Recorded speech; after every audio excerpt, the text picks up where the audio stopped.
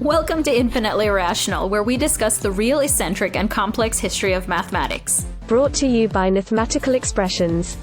I'm your host, Natalie, the resident math nerd. And I'm Kay, your researcher of weird things. In this episode, we'll answer the following questions. How can a library save your life? How do you win a deal with the devil? What do either of these have to do with math? Let's find out. So guys, I have some bad news. We can now confirm, without a doubt, that although he survived the plague, Fermat is definitely dead now. Gasp. Research confirms this. Fermat is definitely dead. A moment of silence. So now that we've started with his death, it actually is important to start there because we talked in our previous episodes about how he personally did not publish anything. Mm-hmm. He just didn't care about it. Luckily, his son, as mentioned before, he went through all of his writings and he made sure that his margins and his scribbles and his thoughts end up being published. And so rather than them being lost to time, as many of our other works are. Because that sport has now... Right, he did not join the sport in that way. They actually got published. And what happened was it left this set of breadcrumb trail, I guess, of great theorems in all of these notes and scribbles. But like his letters, they did not actually explain his secretive methods or his proofs, but they suggest enough to convince the readers later on that he actually did have solutions to these things. Yeah, it's kind of like it was sort of goading mathematicians into trying to replicate the path that he may have taken, except from beyond the grave. What it really sounds like is he was a note taker the way I'm a note taker. thought, scribble thing down, mostly just random words, no context at all. And yep, that's it. Moving on. Can I tell you what my husband did the other day? Please. So I asked him, I said, I need you to remember to do this really important thing tomorrow. Mm-hmm. Could you please put a reminder on your phone so that I don't have to keep it in my head? Mm-hmm. And so he shows me his phone and he's giggling and he's like, look what I wrote. And what the reminder said was, ask Natalie to remind me to do the thing. I was like, don't do that. We're both going to forget. So anyway, guess what happened? Did he forget to do the thing? We both forgot. So I asked him, I said, did you do that thing that I asked you to do that I don't remember what I asked you to do? He's like, no, I forgot. I don't remember what it was. Also, the reminder just says, ask her about the thing. Correct. So no clues whatsoever. Well, but my notebooks at work are like this. I will find notes I've written to myself a long time ago and I go, yeah, I have no idea what this means at this point. So I'm just going to, it must not have been that important. I'm going to throw it away. But so anyway, mathematicians go after his problems a lot like the way Erdős prompted and challenged people, right? Where he would give them a problem that was just outside of their reach, but that they could grasp if they tried hard enough. Right. And so he's left kind of all of these little bits, these teaser riddles out there. You know, again, even from beyond the grave, he's saying, I, Fermat, did this. Can you? Sort of a deal. And so there's actually a very famous one in a margin of a book. He said he had this amazing proof, but the margin wasn't large enough to contain this marvelous... I got most of it in my head. Marvelous proof what do I need to write it that down he for? had. And so he teases it, right? I have the answer to this, but this book is far too small to contain my marvelous writing on it. And it turns out, you know, if he did indeed have this marvelous proof to which he could not write in the margin, it's been lost. No one ever found... A lost work of antiquity. Correct. No one ever found it. No one even found a little scribble of it. And to this day, it's become known as his last or great theorem. Correct. And so what was it? Well, Fermat took the Pythagorean theorem. Ooh, Pythagoras coming back again. Coming back, yes. And he said, right, we know that's a squared plus b squared equals c squared being the hypotenuse. But he says, well, what if a, b, and c are anything else instead of squared? So cubed, for example. Sure, or seventh or whatever, right? Mm-hmm. And so no numbers work in that formula if they're plugged in for A, B, and C and they're cubed or fourth or seventh or whatever. No power larger than 2 seems to work at all. And he called these Fermatian triples. Which is hilarious because he is naming something after himself that doesn't even exist. Correct. No Fermatian triples exist. And he goes, but if they do, I'm just going to put my name on it right here, right now. But he had to prove mathematically, and of course his notes state in the margin of the book that it was too small to hold as proof. Correct. I want to do this, by the way. I think there's a one-eyed, one-horned monster out there. And if it does exist, which I don't think it does, but if it were to exist, I want it to be named K. I'm just going to throw it out right there. It might. Well, and now I've claimed it, which is exactly the point. So you're right. He says that, hey, margin, it can't hold it. And all these people get so interested and they all want to solve it, right? Yeah. Because they know his stuff has been proven right before. Right. So they're all out there trying to do this, but it remained completely unsettled until the 1990s. And he'd never mentioned it to anyone in his life. And like the rest of the work, he never published it. Yeah, and it's become this crazy riddle. Or I guess it became this crazy riddle for the mathematical world. It was legend, wait for it, dairy. Yeah, and actually, it's so famous that it's even made its way into fiction. Oh, can I tell the story? Please do. I love telling stories. It's a really good one, too. Okay, here we go. A guy makes a deal with the devil. That if the devil can't answer the question, then the devil needs to give him $100,000. So this is the classic devil comes down to Georgia kind of a thing. Yes. Okay. Or it's like the opposite of the evil spirit from Erdish, right? Because the evil spirit isn't asking the question. Like you're asking the evil spirit. Correct. Answer this question. And so he says, he asks the devil if Fermat's last theorem is correct. Ooh. And the devil says? Of course the devil can't answer, even after using all his immense power, everything at his disposal to go to all the mathematicians. Yes. And in fact, it says he even goes to Saturn. Listen to this. Saturn, where they are far ahead of us in math. First of all, how do they know that? Well, but of course they are. Because it's Saturn. Right. So listen, though, that you're going to love this. Okay. You're going to love this. The devil says the great mathematician that he meets there, he looks like a mushroom on stilts. No. Yes. So imagine this.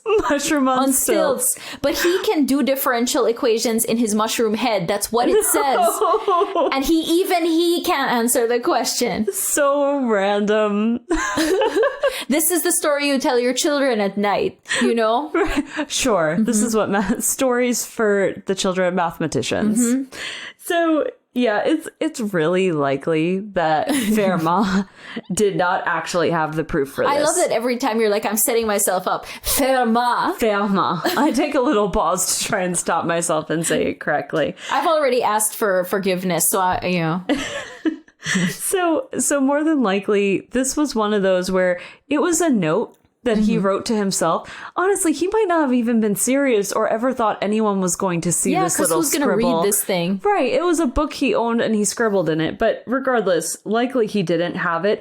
But the thing about this is the search itself has led to a lot of great mathematical discoveries, which is awesome. It really is. And, in I think it was The Unfinished Game, which I won't shut up about ever in my life. But there's this quote that's actually attributed to Isaac Newton, but it actually was found from someone before him. But he talks about, I could stand on the shoulders of giants and see far, right? And it's about these great mathematical discoveries, the titans of the time, and you make a discovery based on them. But the way that it's written about in the book is that in order to get to the shoulder, if you think about how tall that is from the floor. Right, for a giant. Correct. To stand on the shoulders of giants, you need to clamber over the work of many other figures, or you have to climb over. Just to get there. And these figures, these small figures that you're clambering over, they've made small steps to make a ramp so that you can get up to the shoulders. Math is built a little by little. We need each other. Which is really fascinating. And so that's totally different, though, from what we were talking about earlier, about those hoarders of mathematical knowledge who want to sell their wares, sell their methods of calculation. Keep it secret, keep it safe. Right. And instead, this is sort of showing the beginnings of, hey, we need to collaborate because, we got to pry it open. And can you imagine if we still kept it secret, kept it safe? Erdős would not have collaborated with us so many people, and he wouldn't have inspired all these people. And I'm very grateful that we are in a collaborative math world now. We need each other to make these great discoveries. Well, or to just advance. And something that is interesting that I'm thinking about now is that we talked about application, right? The classic question of when am I ever going to use this in my real life? Well, in pursuit of this last theorem, all these people were trying to solve it, and they come up with all of this amazing math while they're trying to solve this riddle that has absolutely no application, really. And their math actually does become applicable to things. I'm reading this book called The Golden Age of Mathematics, or The New Golden Age of Math, I think it's called. And it's so interesting because the question is, really, what is the golden age of math? We've had so many cool... Renaissance of math. Renaissance Fermat. TurboStat 3.0 is here. This state-of-the-art program created with classified top-secret algorithms ensures that your series are always infinite and your limits never exist. How do we do it? Don't ask, because we'll never tell. We keep our methods extremely secret and safe. All for your protection, of course. Sure, those other companies say they can calculate Fermatian triples, but we've got the secrets that guarantee your figures will be significant. Our top mathematicians are standing by, so give us a call now. Okay, so we are back, and let's pick up the thread here about Fermat's Last Theorem and the quest to solve it. All right, a hero's quest. It's an epic quest.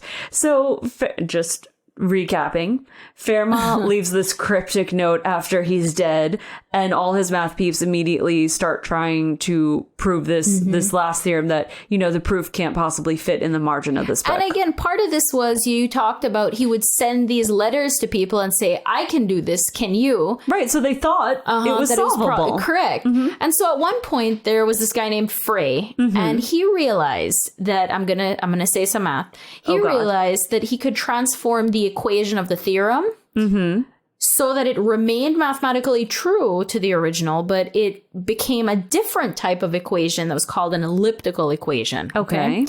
And so this was a huge thing because there was this idea out there, and it was called the Taniyama-Shimura conjecture. Conjecture. So it means we've talked about mathematical proofs. Yeah. And before we can use a proof or a theorem or a lemma or a corollary or whatever, it must be proven to be absolutely true. Eggs are always healthy, like we talked about. So a conjecture then is a precursor to that. It's something that a mathematician thinks is true? Right. Like, I think eggs are healthy, but it hasn't been proven yet. Gotcha. It's likely, but it hasn't. It's hence it being a conjecture. Okay, sorry. Play. And so play.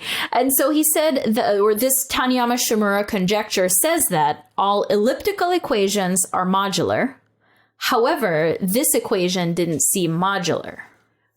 And so what this meant, and listeners, if you feel a little confused about this, don't worry. You don't have to know all the background behind this. All you have to know is that what this meant was if Frey could prove that the Taniyama-Shimura conjecture was true, because remember, we didn't know for sure it was true yet. It's just a conjecture. But if he could prove that it was true, then Fermat's Last Theorem would also be proven true, which is a huge deal. It's this enormous breakthrough because in a way they took, right, something that was unsolvable, and then they said, wait a minute, this can equal this other thing, and this, we know there's a possibility we can solve this thing. Well, if you think about it, right, that is the beauty of factoring. It takes this x squared equation and turns it into two linears. Something and that you we can solve from there. And I never thought about it. That is, I have to tell you, this is the first time factoring actually made sense to me. I had a little light bulb go off and I was like, this is why we do factoring. You only had to teach yourself calculus accidentally to first before. See, there's the problem. We should start with calculus and go back. But regardless, so this what this did was it opened up a pathway to solving the theorem. And so Frey gets really excited. Frey realizes that this is a huge breakthrough.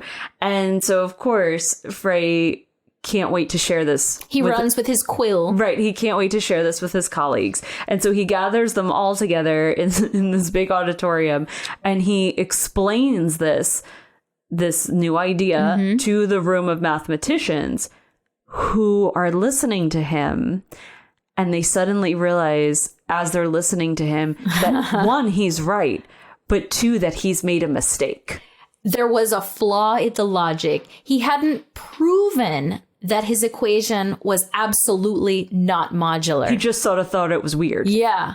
And so essentially, all the mathematicians ran out of this lecture to try to fill in that bit of the puzzle so that they could be like, guys, me! So I wonder if he was just I did it! standing up there.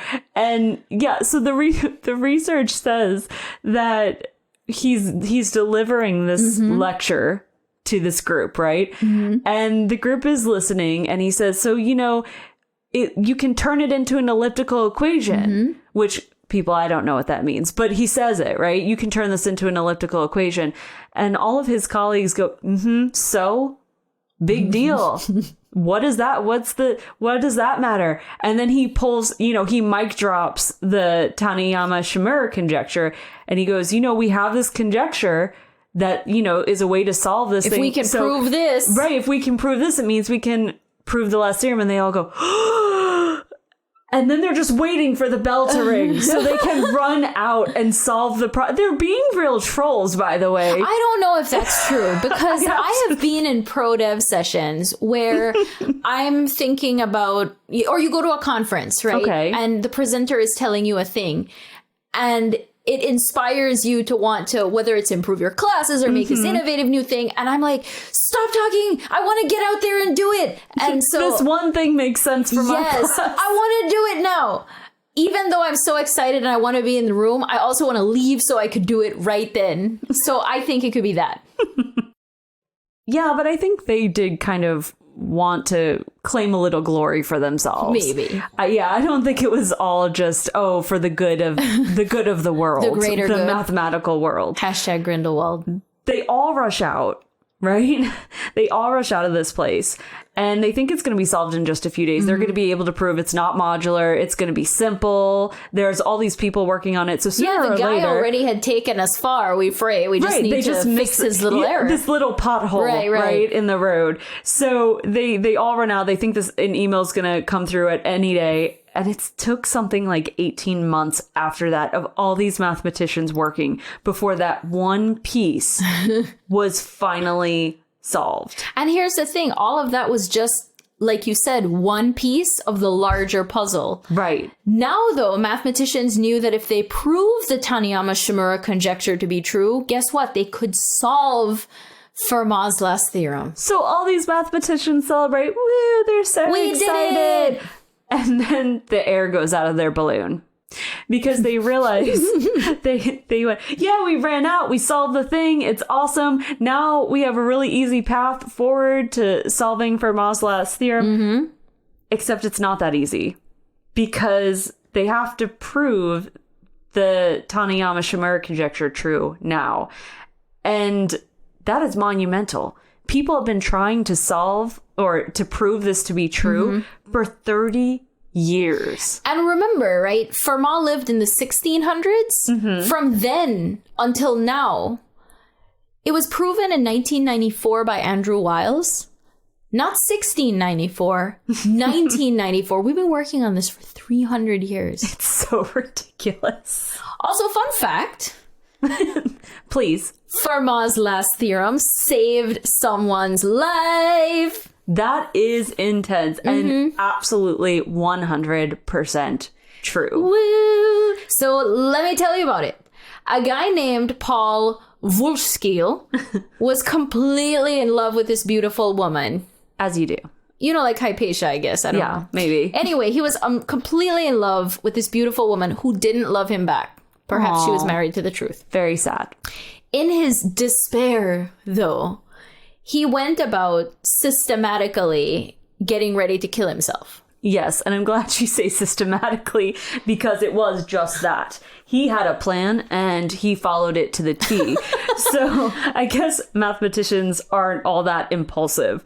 He chose a date because he decided, I'm despairing. My despair is too great, so I must kill myself. But then you got to plan back from that. Right, exactly. And so he chose a date. He decided, I'm going to shoot myself at midnight. I'm going to pick October 31st. Right. I like that date. He chose a day. He chose the time, midnight, exactly. He chose the method. He went about settling his debts and his affairs. Gosh, that's considerate. He wrapped everything up in this neat little bow. And in fact, he was so systematic and so efficient. Like mathematicians are. Sure. That he got done with everything before midnight. So what is a mathematician to do when they sit there and just tap their feet? Right, they had planned to kill themselves. And he didn't want to be bored waiting around his midnight. And also, I think there's a little bit of theatrics here, right?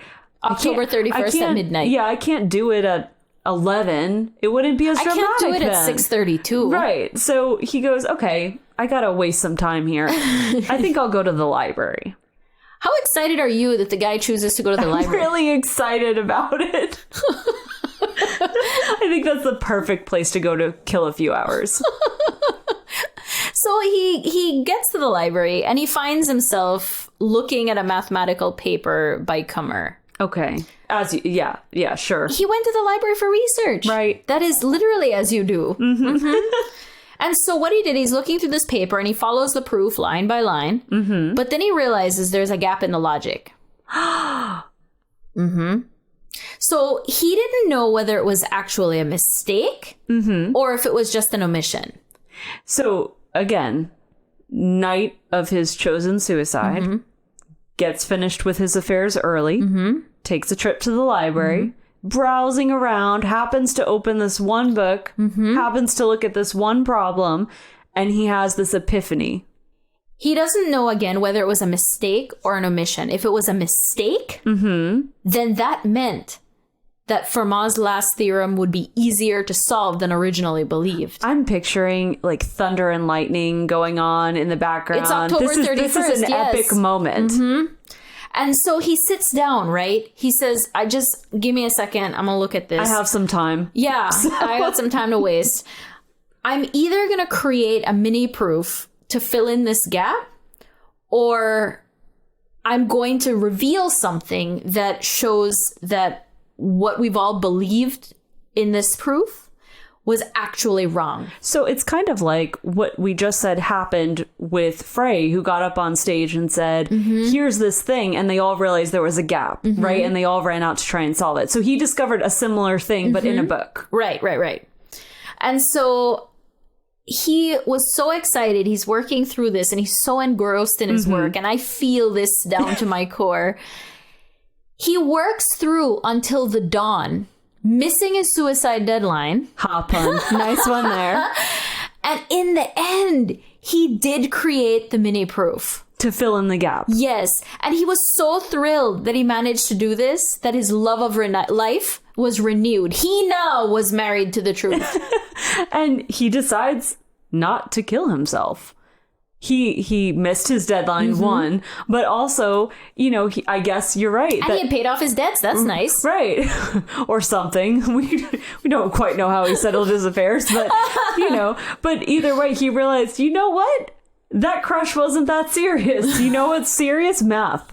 And so he lives, he continues to work, he makes some money for himself because apparently he paid off his debts. Yes, but also when he does eventually pass away, what he does is he leaves 100,000 marks as a prize for solving Fermat's last theorem. That's awesome. Because he believed it helped save his life. It literally helped save his life. And by the way, 100,000 marks, it would equal today about $1 million. That's so awesome. Right. And what's even more interesting here is, so this moment happens for him, right? No one knows at the time that it happens. Right. And he just goes on and continues life and doesn't kill himself, but he doesn't tell anyone. And so his family were in shock when the will gets read because they had no idea that this had occurred. Also, I imagine they're probably a little ticked that the money is going to a prize. Yes. But regardless, so what I think is also funny about this story is that this is big news when it comes out, right? I imagine it's on the fronts of papers and what have you. You know, man leaves 100,000 marks to math. Yeah, this elusive prize that people. No, have he been... leaves it to math. That's the headline. Man leaves money to math. You would think that a bunch of mathematicians would get really excited about this. No. Yeah, they didn't. They did not. They go, nah. Because they'd already given up on Fermat's last, again, 300 years, right? Also, though, consider mathematicians, because we want to sit there and work on the puzzle and have fun. So we're like, money. But what the prize did, though, like the older mathematicians, like you said, they gave up. It ignited all these new minds. And this seems to be a theme with our mathematicians. It definitely is. Yeah, I think that, and I also think it translates to in a lot of fields, because sometimes we need to look at things from the outside to get a new appreciation for it. Like you and I have had so many conversations throughout this podcast about seeing math through your eyes has helped me to remember a lot of the things that I forgot I loved about math. Yeah, I think sometimes it's a fresh perspective. And as we've done the research, we've noticed that a lot of the breakthroughs come from people who are thinking about it differently than everyone else. You know, everyone's doing it the tried and true way over and over and over again. And it's that person who just comes in and looks at it slightly differently. Right. That makes that little bit of a breakthrough. Another mathematician I really hope we cover soon is Alan Turing, because that is the perfect example of that. So hopefully we'll put that on our list as well. But, you know, even it all boils down to, even after his death, Fermat was remaining frustrating, right? He was still kind of a troll, even after he had passed away. He was frustrating and he was challenging. And in this case, he was also inspiring to a whole new group of mathematicians. And it's true. You know, I think that another quote, I keep grabbing these quotes and they're just very meaningful to me. But even the greatest intellects are prisoners of the age in which they live. Yeah, I mean, I think that's true. Is you can't always see the impact you're going to have in that moment, right? You don't know what it's going to apply to in the future. It's and I love this because I think that one, all of this started because they were playing around with probability, and then he was doing math for fun, and he was like, I'll scribble this in the notes. And it turned into this great adventure. All these mathematicians then became Indiana Jones. Right, on a quest. Right, for the crystal skull. Right. But what I think is interesting is, it's like all these people are going on a quest and they make it so far. And then the next person can follow the trail that they forged to the point where they get stuck where that person was stuck. And it takes the right person to find the next way through. And it moves that trail a little further, which is really neat.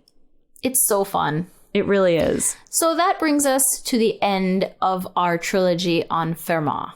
This has been so fun. Yeah, definitely a really interesting guy and very different from the rest of our mathematicians. And I love that he was a surprise for you, too, because you really thought that when I first brought him to you, I said, this guy's going to be fascinating. And initially, in finding some of the research, you weren't that impressed. Yeah, I wasn't. It wasn't until I found these sources that we've mentioned a few times, because they're amazing. But I had no idea it was going to end up so game showy. But he really is. He discovered a lot of really fun math, I think. Yeah. So that brings us to the end of our trilogy. So we look forward to hearing from you guys if there are mathematicians you want us to cover, or questions, thoughts that you have about drawings, that you have about any of our current mathematicians. And so we look forward to hearing from you. Yeah. Thanks for joining us for today's episode of Infinitely Irrational. For more fun, the research and math behind this episode, visit us on the web at www.infinitelyirrational.com. This episode was edited by Mathematical Expressions. This episode was written and narrated by Mathematical Expressions and Kay. Research for this episode was compiled by Kay. See you next time!